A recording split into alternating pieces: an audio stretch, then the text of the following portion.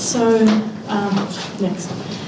So MGS acknowledge the traditional custodians of country throughout Australia and recognise the continuing connection to land, water and culture. We pay our respects to their elders, past, present and future.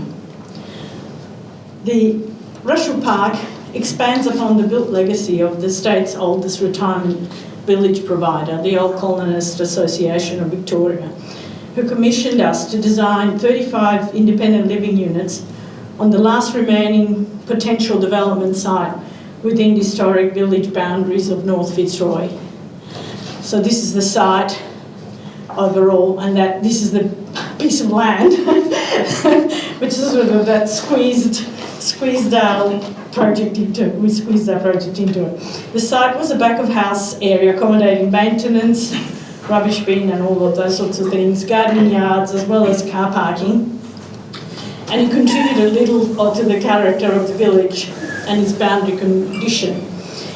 It required redevelopment. It required that our redevelopment proposal address a number of interfaces, including the railway line that you can see here, and the associated platform, the historically significant cottages and more recent developments, so you can see it's very mixed, and as well as the nature reserve that forms a protective kind of buffer all around the Rushall Crescent precinct.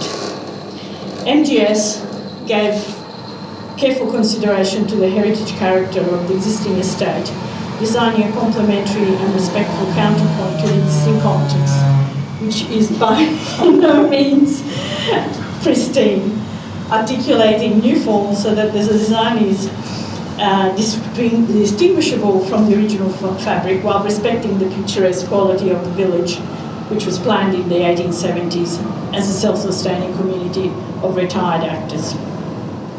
The process, Catherine, sorry. The process of site analysis yielded 3 distinct design approaches: the row house or duplex villa, the hedge or foreground landscape, and composition or ornament. A row house or duplex villa considers the massing, scale and rhythm of the existing housing topology, as well as the streetscape character. Breaks in the form give individual units expression and establish a sense of neighbourhood, and allows for intimate private moments. The hedge considers the existing landscape setting and the opportunity to employ vegetation to relate the exotic landscape character of the village and therefore to the site's historic narrative. In addition, this approach also relates to the boundary condition, which is a hedge surrounding the village. We thought of the building as an inhabited hedge by integrating planting and textured brickwork. Composition or ornamental facade considers the role of pattern and ornamentation of the heritage building stock, seeking a contemporary interpretation to create visual connections without resorting to imitation. Ornamentation may reference form or material, shape, scale or colour. Our own process introduces another layer of invention that you see in the image at the top left, unifying the various built forms literally through a device which speak about materiality and colour.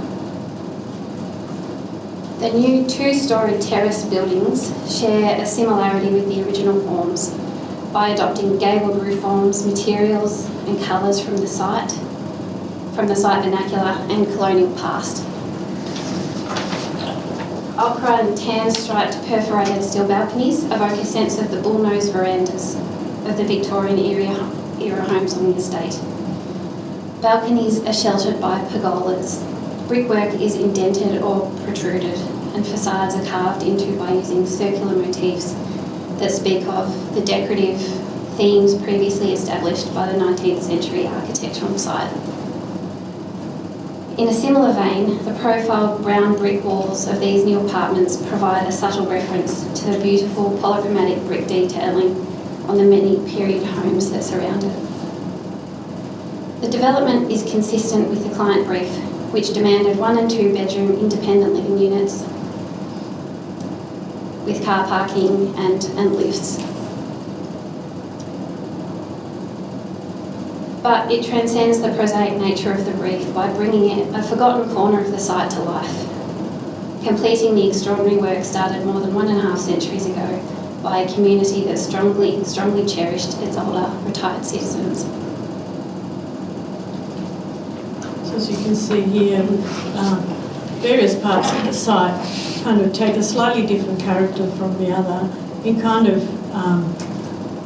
I suppose, sympathy with the fact that it isn't all one pristine environment.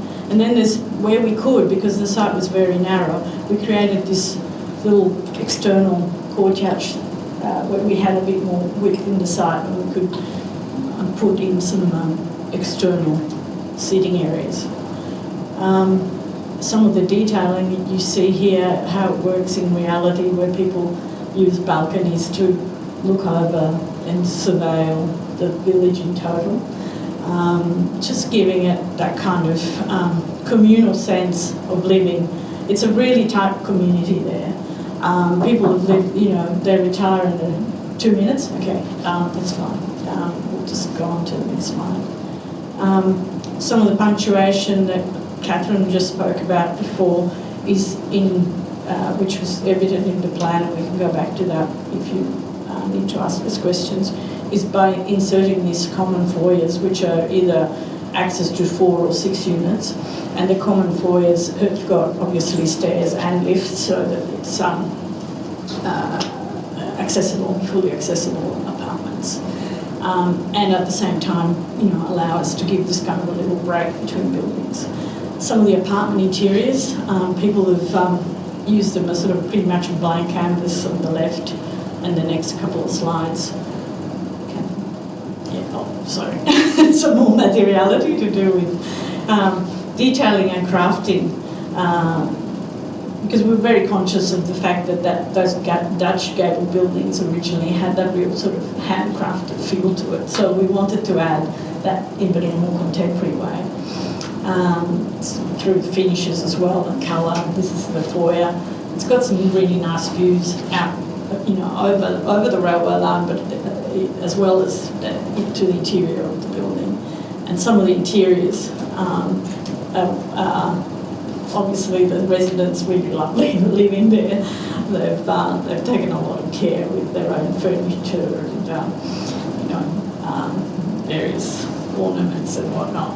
So they're pretty much a fairly sort of restrained canvas for them to dress up and do whatever they.